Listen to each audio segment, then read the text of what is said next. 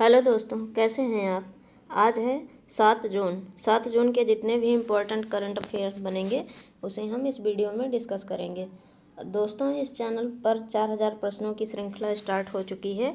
आप इसे देखना न भूलें, ठीक। और वीडियो को लाइक और शेयर कीजिएगा और चैनल पर जो लोग नए जुड़े हैं चैनल को सब्सक्राइब कीजिएगा।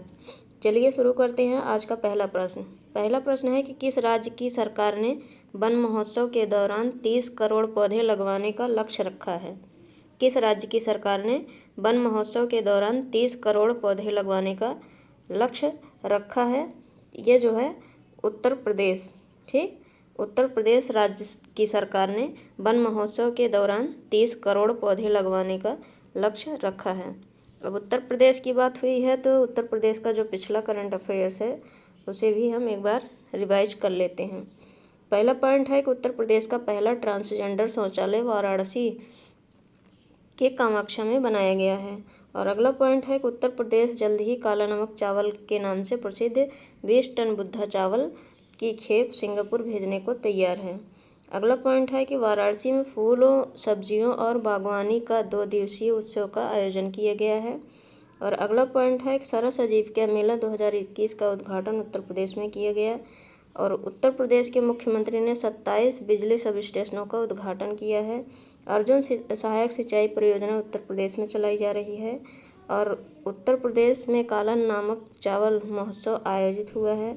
उत्तर प्रदेश के मुख्यमंत्री महिला योद्धाओं के नाम पर 3 PSC बटालियन स्थापित करने की घोषणा की है। और मार्च 2021 में उत्तर प्रदेश के मुख्यमंत्री ने किसान कल्याण मिशन के हिस्से के रूप में UPFPO शक्ति पोर्टल का शुरुआत की। और मार्च 2021 में उत्तर प्रदेश सरकार ने कुशीनगर जिले में केले महोत्सव का आयोजन किया। और उत्तर प्रदेश के मंत्रिमंडल ने 2 और शहरों को पुलिस आयुक्तालय में बदलने के लिए अपनी मंजूरी दी है। और अगला है कि उत्तर प्रदेश के कौशाम्बी जिले को कोरोना मुक्त घोषित किया गया। और अगला पॉइंट है गुड़ महोत्सव का उद्घाटन 6 मार्च 2021 को उत्तर प्रदेश के लखनऊ शहर में हुआ। और अगला पॉइंट है कि उत्तर प्रदेश सरकार ने मिशन शक्ति का दूसरा चरण शुरू किया है, ठीक। ये थे उत्तर प्रदेश के मोस्ट इम्पॉर्टेंट करंट अफेयर्स। अब उत्तर प्रदेश की लोकेशन देख लेते हैं कहाँ पर है। यह है उत्तर प्रदेश। ये नेपाल के साथ अंतर्राष्ट्रीय सीमा बनाता है। और उत्तराखंड, हरियाणा, दिल्ली, राजस्थान, मध्य प्रदेश, छत्तीसगढ़, झारखंड और बिहार के साथ राष्ट्रीय सीमा बनाता है, ठीक। अब उत्तर प्रदेश की बेसिक डिटेल भी देख लेते हैं। उत्तर प्रदेश, इसकी राजधानी लखनऊ है। और उत्तर प्रदेश की स्थापना 24 जनवरी 1950 को हुई थी। उत्तर प्रदेश के जो मुख्यमंत्री हैं योगी आदित्यनाथ हैं। और उत्तर प्रदेश के गवर्नर आनंदीबेन पटेल हैं, ठीक। और उत्तर प्रदेश के जो चीफ जस्टिस हैं संजय यादव हैं। उत्तर प्रदेश की हाई कोर्ट जो है इलाहाबाद में स्थित है। उत्तर प्रदेश में 75 जिले हैं। लोकसभा सीट 28 है, राज्यसभा सीट 31 है और विधानसभा सीट 403 है, विधान परिषद सीट 100 है। और उत्तर प्रदेश किन किन राज्यों के साथ सीमा बनाता है तो उत्तराखंड, दिल्ली, हरियाणा, राजस्थान, मध्य प्रदेश, बिहार, झारखंड, छत्तीसगढ़ और हिमाचल प्रदेश। ये 8 राज्य, 1 केंद्र शासित प्रदेश और 1 देश के साथ सीमा बनाता है उत्तर प्रदेश, ठीक। और उत्तर प्रदेश में 2 नेशनल पार्क स्थित हैं, दुधवा नेशनल पार्क और पीलीभीत टाइगर रिजर्व, ठीक। इतना जो है उत्तर प्रदेश के बारे में याद रखिएगा। अब चलते हैं अगले क्वेश्चन पर। अगला क्वेश्चन है कि किस राज्य की सरकार ने मुख्यमंत्री अनुप्रति कोचिंग योजना शुरू की है। किस राज्य की सरकार ने मुख्यमंत्री अनुप्रति कोचिंग योजना की शुरुआत की है। ये जो है राजस्थान सरकार ने शुरू किया है, ठीक। राजस्थान सरकार ने मुख्यमंत्री अनुप्रति कोचिंग योजना शुरू की है। अब राजस्थान की बात हुई है तो इसे भी मैप में देख लेते हैं, इसका लोकेशन कहाँ पे है। यह है राजस्थान। ये भारत का क्षेत्रफल की दृष्टि से सबसे बड़ा राज्य है, ठीक। सबसे बड़ा राज्य क्षेत्रफल की दृष्टि से राजस्थान है। दूसरे नंबर पर महाराष्ट्र है, तीसरे नंबर पर मध्य प्रदेश है और चौथे नंबर पर उत्तर प्रदेश है, ठीक। और राजस्थान जो है ये पंजाब, हरियाणा, मध्य प्रदेश, उत्तर प्रदेश और गुजरात के साथ सीमा बनाता है। और पाकिस्तान के साथ अंतर्राष्ट्रीय सीमा बनाता है। ठीक, अब इसकी बेसिक डिटेल भी देख लेते हैं। राजस्थान, इसकी राजधानी जयपुर है और जयपुर को पिंक सिटी के नाम से भी जानते हैं। पिंक सिटी यानी गुलाबी शहर। ठीक, और राजस्थान की स्थापना 30 मार्च 1949 को हुई थी। यहाँ के मुख्यमंत्री हैं अशोक गहलोत और राज्यपाल हैं कलराज मिश्रा। 33 जिले हैं राजस्थान में। लोकसभा सीट 25 है, राज्यसभा सीट 10 है और विधानसभा सीट 200 है। ठीक, और राजस्थान के चीफ जस्टिस हैं इंद्रजीत मोहंती और यहाँ की हाई कोर्ट जो है जोधपुर में स्थित है। ठीक, और किन किन राज्यों के साथ सीमा बनाता है राजस्थान? पंजाब, हरियाणा, उत्तर प्रदेश, मध्य प्रदेश और गुजरात, ये 5 राज्यों के साथ सीमा बनाता है। ठीक, कौन कौन सी झीलें हैं? तो पुष्कर झील, सांभर झील, नक्की झील और मानसागर झील। और बांध कौन कौन से हैं? तो बिलासपुर बांध, ये बनास नदी पर है। माही बजाज सागर बांध, ये माही नदी पर है। राणा प्रताप सागर बांध, ये चंबल नदी पर है। और जवाई बांध, ये जवाई नदी पर स्थित है। ठीक, नेशनल पार्क के बारे में जान लेते हैं। तो Ranthambore national park, desert national park, Bharatpur national park, Sariska wildlife sanctuary, Kumbhalgarh wildlife sanctuary, Darrah wildlife sanctuary, Tal Chhapar century और बासी वाइल्ड लाइफ सेंचुरी। ठीक, इतना जो है राजस्थान के बारे में याद रखिएगा। अब अगला क्वेश्चन देखते हैं। अगला क्वेश्चन है कि संजीव कोहली को किस देश में भारत के अगले राजदूत के रूप में नियुक्त किया गया है? संजीव कोहली को किस देश में भारत के अगले राजदूत के रूप में नियुक्त किया गया है? ये सर्बिया में संजीव कोहली को अगले भारत के राजदूत के रूप में नियुक्त किया गया है। ठीक, अब अगला क्वेश्चन देखते हैं। अगला क्वेश्चन है कि किस राज्य की पुलिस ने 5 जून 2021 को राज्य स्तर पर बड़े पैमाने पर वृक्षारोपण अभियान शुरू किया है? किस राज्य की पुलिस ने 5 जून 2021 को राज्य स्तर पर बड़े पैमाने पर वृक्षारोपण अभियान शुरू किया है? ये जो है उत्तराखंड की सरकार ने। ठीक, उत्तराखंड की पुलिस ने, उत्तराखंड की जो पुलिस है वो 5 जून 2021 को राज्य स्तर पर बड़े पैमाने पर वृक्षारोपण अभियान शुरू किया है। ठीक, अब उत्तराखंड की बात हुई है तो उत्तराखंड को मैप में देख लेते हैं। यह है उत्तराखंड। ये चीन और नेपाल के साथ अंतर्राष्ट्रीय सीमा बनाता है और हिमाचल प्रदेश, हरियाणा और उत्तर प्रदेश के साथ राष्ट्रीय सीमा बनाता है। अब इसकी बेसिक डिटेल भी देख लेते हैं। उत्तराखंड, इसकी राजधानी, 2 राजधानी है, एक गैरसैंण है और एक देहरादून है। ठीक, गैरसैंण है जो है ये ग्रीष्म ऋतु वाली राजधानी है और देहरादून जो है ये शीत ऋतु की राजधानी है। ठीक, और उत्तराखंड की स्थापना 9 नवंबर 2000 को हुई थी। ये यूपी से अलग हुआ था। ठीक, यूपी से अलग करके इसे जो है उत्तराखंड बनाया गया। और उत्तराखंड में 13 जिले हैं। लोकसभा सीट 5 है, राज्यसभा सीट 3 है और विधानसभा सीट 70 हैं। और उत्तराखंड के जो चीफ जस्टिस हैं राघवेंद्र सिंह चौहान हैं और उत्तराखंड की हाई कोर्ट नैनीताल में स्थित है। ठीक, उत्तराखंड के जो मुख्यमंत्री हैं तीरथ सिंह रावत हैं और जो यहाँ के राज्यपाल हैं तो बेबी रानी मौर्य हैं। ठीक, और किन किन राज्यों के साथ सीमा बनाता है? हिमाचल प्रदेश, हरियाणा और उत्तर प्रदेश, 3 राज्यों के साथ सीमा बनाता है। और 2 देश चीन और नेपाल के साथ सीमा बनाता है उत्तराखंड। ठीक, अब अगला क्वेश्चन देखते हैं। अगला क्वेश्चन है कि जून 2021 में नरेंद्र बरागटा का निधन हो गया, इनका संबंध किस क्षेत्र से था? जून 2021 में नरेंद्र बरागटा का निधन हो गया, इनका संबंध किस क्षेत्र से था? ये जो है राजनीतिज्ञ थे। ठीक, इनका संबंध राजनीति से था। अब अगला क्वेश्चन देखते हैं। अगला क्वेश्चन है कि किस संस्था ने कोरोना वायरस संक्रमण के कारण एक या दोनों माता पिता को खोने वाले छात्रों को पूर्ण शुल्क माफ़ी देने की घोषणा की है? किस संस्था ने कोरोना वायरस संक्रमण के कारण एक या दोनों माता पिता को खोने वाले छात्रों को पूर्ण शुल्क माफ़ी देने की घोषणा की है? ये जो है किसने किया है? तो IIT दिल्ली ने। ठीक, IIT दिल्ली ने ऐसा किया है। सॉरी, IIT दिल्ली नहीं, दिल्ली विश्वविद्यालय ने। ठीक, दिल्ली विश्वविद्यालय ने जो है कोरोना वायरस संक्रमण के कारण एक या दोनों माता पिता खोने वाले छात्रों को पूर्ण शुल्क माफ़ी देने की घोषणा की है। ठीक, अब अगला क्वेश्चन देखते हैं। अगला क्वेश्चन है कि विश्व पर्यावरण दिवस 2021 का मेजबान देश कौन सा है? विश्व पर्यावरण दिवस 2021 का मेजबान देश कौन सा है? ये पाकिस्तान है। ठीक, 2021 में पर्यावरण दिवस का मेजबान देश पाकिस्तान था। अब पाकिस्तान की बात हुई है तो इसे मैप में देख लेते हैं।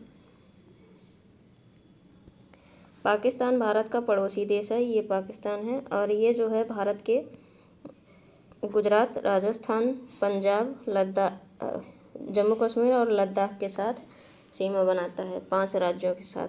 ठीक, और जो पाकिस्तान है इसकी कैपिटल इस्लामाबाद है और यहाँ की सबसे बड़ी शहर जो है, सबसे बड़ी सिटी कराची है और प्रधानमंत्री इमरान खान है, राष्ट्रपति आरिल अलवी हैं। ठीक, अब अगला क्वेश्चन देखते हैं।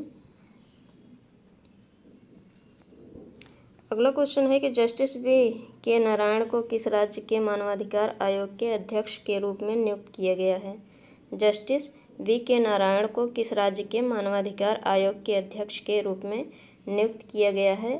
तो ये जो है उत्तर प्रदेश। ठीक, उत्तर प्रदेश राज्य के मानवाधिकार आयोग के अध्यक्ष के रूप में जस्टिस V.K. नारायण को नियुक्त किया गया है। अभी इसके पहले हम उत्तर प्रदेश के बारे में डिटेल में बताए थे। अब अगला क्वेश्चन देखते हैं।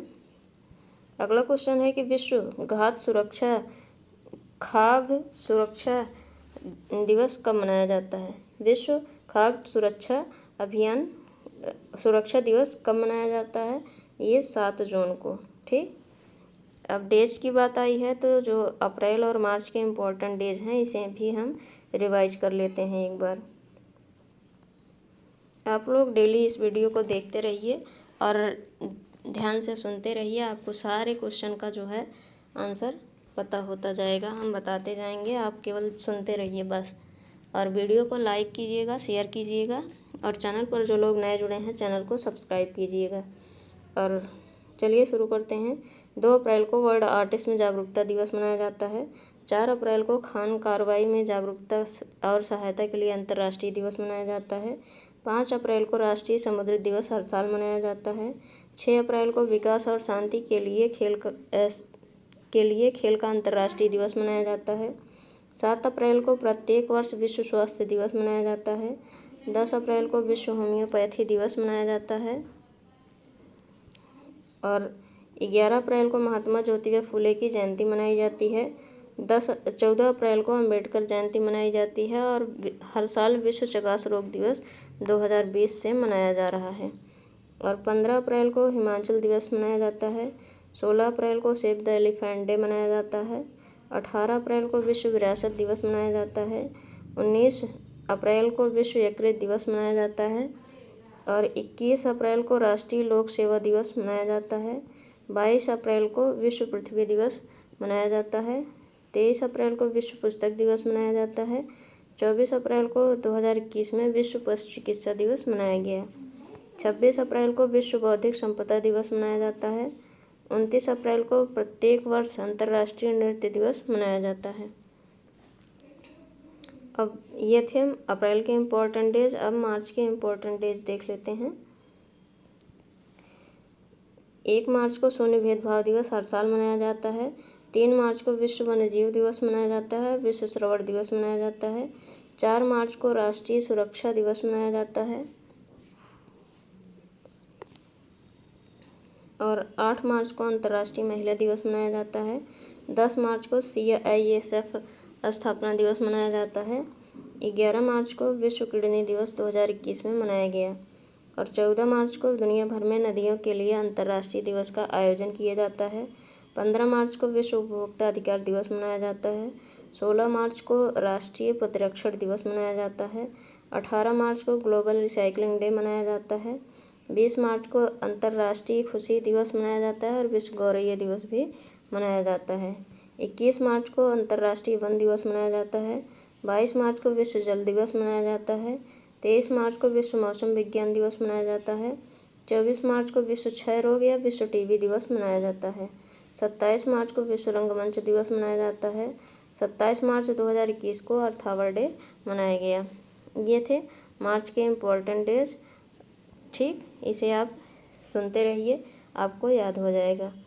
अब चलते हैं अगले क्वेश्चन पर। अगला क्वेश्चन है कि सीरम इंस्टीट्यूट ऑफ इंडिया की स्थापना कब हुई थी। सीरम इंस्टीट्यूट ऑफ इंडिया की स्थापना कब हुई थी? ये जो है 1966 में हुई थी। ठीक, सीरम इंस्टीट्यूट ऑफ इंडिया की स्थापना 1966 में हुई थी और इसका मुख्यालय जो है वो पुणे में स्थित है और इसके संस्थापक साइरस एस पूनावाला हैं। ठीक, अब अगला क्वेश्चन देखते हैं। अगला क्वेश्चन है कि इंटरनेशनल बुकर प्राइज़ 2021 किसने जीता। इंटरनेशनल बुकर प्राइज़ 2021 किसने जीता है? ये डेविड डियोप ने जीता है। ठीक, डेविड डियोप ने।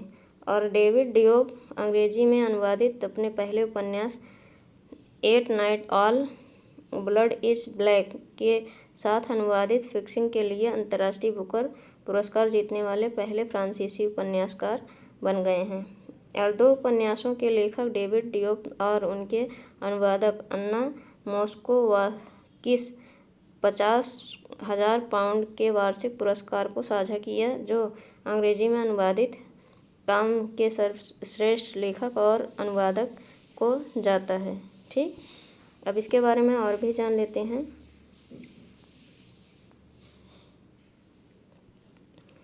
यह पुरस्कार प्रतिवर्ष किसी भी भाषा के काल्पनिक तथा उपन्यास को दिया जाता है और जिसका अनुवाद अंग्रेजी में हुआ हो और प्रकाशन ब्रिटेन अथवा आयरलैंड में हुआ हो।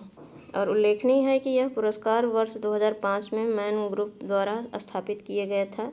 यह पुरस्कार बुकर प्राइज़ का पूरक है और यह पुरस्कार मूल बुकर पुरस्कार से अलग है। इसका लक्ष्य विश्व भर में अच्छे उपन्यास के अधिक प्रकाशन और उसे पढ़ने के लिए प्रोत्साहित करना है। ठीक, अब अगला क्वेश्चन देखते हैं।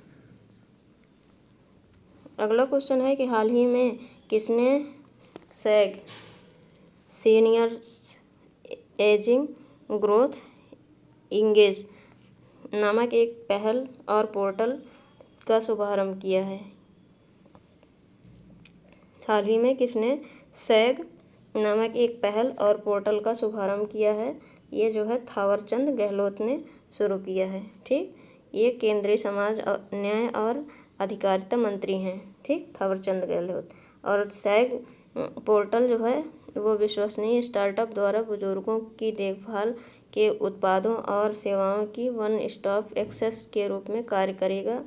और इस पहल का मूल उद्देश्य स्टार्टअप के माध्यम से बुजुर्गों की देखभाल के लिए युवाओं को शामिल करना और बुजुर्गों की देखभाल को केवल एक सरकारी कार्यक्रम के बजाय एक राष्ट्रीय आंदोलन बनाने के उनके अभिनव विचारों को शामिल करना है। ठीक, अब अगला क्वेश्चन देखते हैं।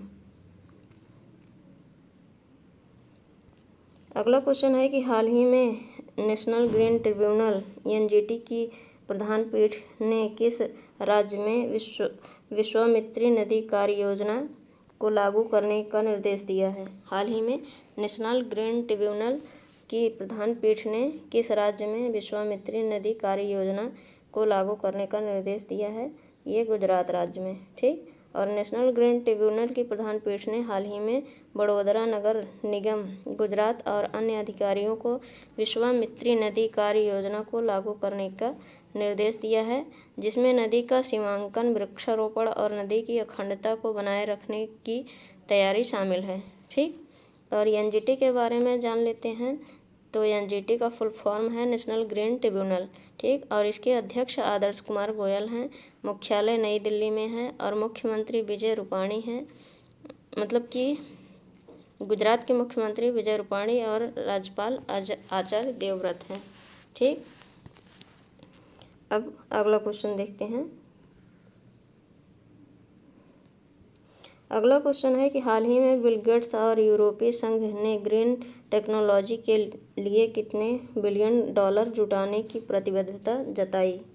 हाल ही में बिल गेट्स और यूरोपीय संघ के ग्रीन टेक्नोलॉजी के लिए कितने बिलियन डॉलर जुटाने की प्रतिबद्धता जताई है। ये 1 बिलियन डॉलर, ठीक। और यह समर्थन अक्षय ऊर्जा, टिकाऊ विमानन ईंधन, वातावरण से CO2 सोखने के लिए प्रौद्योगिकी और लंबी अवधि के ऊर्जा भंडारण से उत्पादित हाइड्रोजन को लक्षित करेगा। और यूरोपीय संघ मुख्यालय बेल्जियम के ब्रुसेल्स में है और स्थापना 1 नवंबर 1953 में हुआ था, ठीक। अब अगला क्वेश्चन देखते हैं। अगला क्वेश्चन है कि हाल ही में किस देश में दुनिया के पहले CO2 न्यूट्रल सीमेंट प्लांट का शिलान्यास किया गया है। हाल ही में किस देश में दुनिया के पहले CO2 न्यूट्रल सीमेंट प्लांट का शिलान्यास किया गया है। ये स्वीडन में किया गया है, ठीक।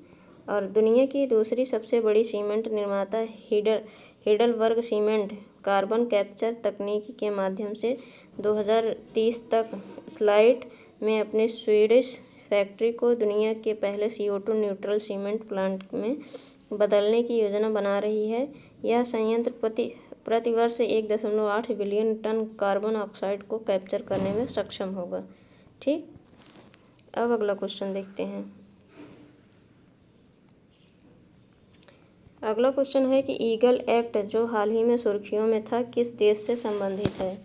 ईगल एक्ट जो हाल ही में सुर्खियों में था ये किस देश से संबंधित है। तो ये जो है अमेरिका से संबंधित है। और हाल ही में रोजगार आधारित ग्रीन कार्ड पर प्रति देश की सीमा को समाप्त करने के लिए अमेरिकी प्रतिनिधि सभा में एक कानून पेश किया गया था और इस कानून को ईगल एक्ट 2021 कहा जाता है, ठीक। अब अगला क्वेश्चन देखते हैं। अगला क्वेश्चन है कि हाल ही में किस संस्था ने चिप ऑफ तकनीक विकसित की है। हाल ही में किस संस्था ने चिप ऑफ तकनीक विकसित की है। ये जो है central forensic science laboratory Hyderabad ने शुरू की है। और central forensic science laboratory Hyderabad के वैज्ञानिकों ने एक स्वदेशी चिप ऑफ तकनीक विकसित की है। इस तकनीक का उद्देश्य है एक लॉक्ड और गंभीर रूप से क्षतिग्रस्त स्मार्टफोन से एन्क्रिप्टेड डेटा को प्राप्त करना है और इससे जांच एजेंसियों को अपराधियों के खिलाफ विश्वसनीय सबूत पेश करने में मदद मिलेगी, ठीक। अब अगला क्वेश्चन देखते हैं। अगला क्वेश्चन है कि एम्फोटेरिसिन बी किस बीमारी के इलाज के लिए IIT हैदराबाद द्वारा विकसित नैनो फाइबर आधारित टैबलेट है।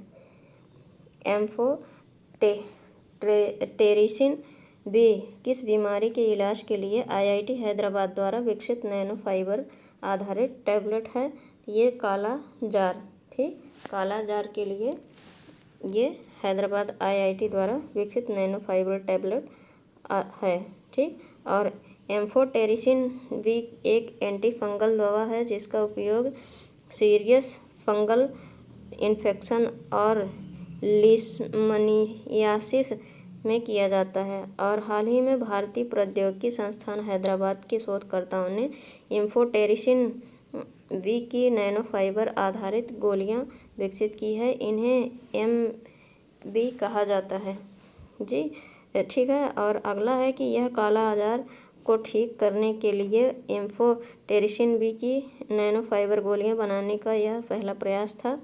और चूँकि काला आजार उपचार का उपयोग वर्तमान में म्यूकरमाइकोसिस के उपचार के रूप में किया जा रहा है और इसका उपयोग कोविड उपचार के बाद फंगल संक्रमण के इलाज के लिए किया जा सकता है, ठीक। अब अगला क्वेश्चन देखते हैं। अगला क्वेश्चन है कि हाल ही में global anti terrorist watchdog financial action task force ने किस देश को इनहेंस्ड फॉलो अप लिस्ट में बनाए रखने का फैसला किया है? हाल ही में global anti terrorist watchdog financial action task force ने किस देश को इनहेंस्ड फॉलो अप लिस्ट में बनाए रखने का फैसला किया है? ये पाकिस्तान को। ठीक। और FATF ने अक्टूबर 2020 में पाकिस्तान को ग्रे लिस्ट में रखा था और तय किया था कि FATF विश्व बैंक, एशियाई विकास बैंक, अंतर्राष्ट्रीय मुद्रा कोष और यूरोपीय संघ से पाकिस्तान को सहायता प्राप्त करने की अनुमति नहीं देगा। और भारत ने FATF का सदस्य होने के नाते पाकिस्तान को बार बार वित्तीय अपराधों को रोकने के लिए अंतर्राष्ट्रीय मानकों का पालन करने के लिए आवश्यक कदम उठाने के लिए कहा है। ठीक। अब अगला क्वेश्चन देखते हैं। अगला क्वेश्चन है कि हाल ही में DGCI ने किस संस्थान को भारत में स्पुतनिक V वैक्सीन निर्माण की अनुमति दे दी है? हाल ही में DGCI drug controller general of India, ठीक, DGCI का फुल फॉर्म है drug controller general of India, ने किस संस्थान को भारत में स्पुतनिक V वैक्सीन के निर्माण की अनुमति दे दी है? ये सीरम इंस्टीट्यूट ऑफ इंडिया। ठीक, सीरम इंस्टीट्यूट ऑफ इंडिया ने स्पुतनिक V वैक्सीन निर्माण के लिए अनुमति दे दी है। और अब इस रूसी वैक्सीन का निर्माण पुणे में किया जाएगा और इस कार्य के लिए सीरम इंस्टीट्यूट ऑफ इंडिया ने रूस के Gamaleya research institute of epidemiology and microbiology से सहयोग लेगा।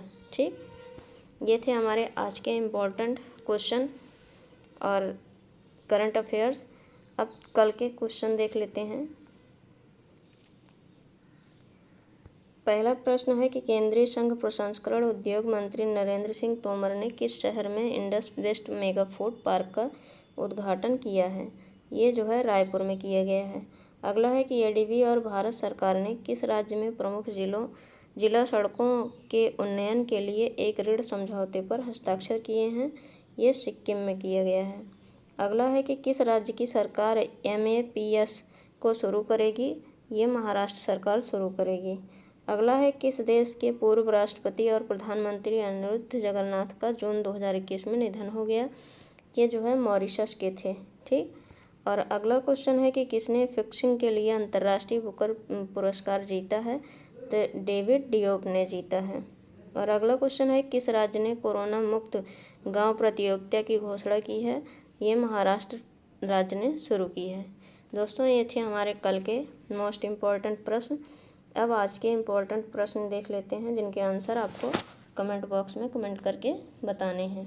ठीक, पहला क्वेश्चन है कि भारतीय पुरातत्व सर्वेक्षण को किस राज्य ने 13वीं बौद्ध गुफा परिसर में 3 गुफाएं मिली हैं? और अगला है कि HDFC बैंक ने किस वर्ष तक कार्बन न्यूट्रल बनाने की योजना की घोषणा की है? और अगला क्वेश्चन है कि जून 2021 में किस राज्य ने जानकारी दी है कि राज्य में 451 हेल्थ एंड वेलनेस सेंटर स्थापित किए जाएंगे? अगला क्वेश्चन है कि जून 2021 में लेह ने यूनटैब योजना को किसने लॉन्च किया है? और अगला है कि हरिकृष्ण दत्त द्विवेदी किस राज्य के नए मुख्य सचिव बने हैं? और अगला है नेफ्टली बेनेट किस देश के नए प्रधानमंत्री बनेंगे? दोस्तों, ये थे हमारे आज के मोस्ट इम्पॉर्टेंट क्वेश्चन जिनके आंसर आपको कमेंट बॉक्स में कमेंट करके बताने हैं। और ये भी बताइएगा कि आपको ये वीडियो कैसा लगा और वीडियो को लाइक और शेयर कीजिएगा और चैनल पर जो लोग नए जुड़े हैं चैनल को सब्सक्राइब कीजिएगा। Thank you.